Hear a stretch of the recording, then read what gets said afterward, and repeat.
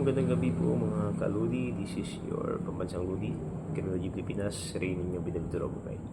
So, ngayon, i-discuss natin ano yung law enforcement. So, for your information, law enforcement is one of the 5 pillars of criminal justice system. Diba? So, ang 5 pillars is law enforcement, pinakauna, prosecution, court, correction, at community.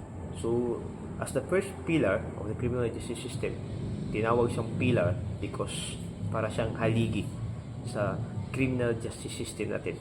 So, sa hindi nakakaalam, ang criminal justice system is a kind of machinery, di ba, na ginagamit ng government to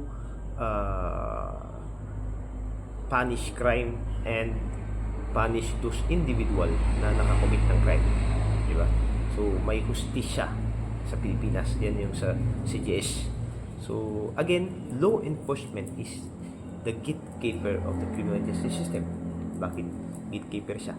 Because siya yung pinakauna na mag-detect ng crime, di ba? Siya yung mag-a-accept ng crime sa system, sa criminal justice. For example, arrest, di ba?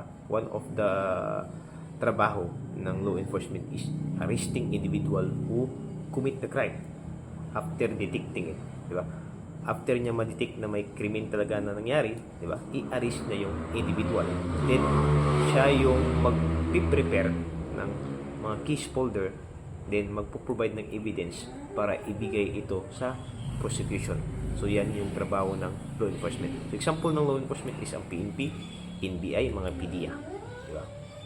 So thank you for listening. Then for more videos, comment down.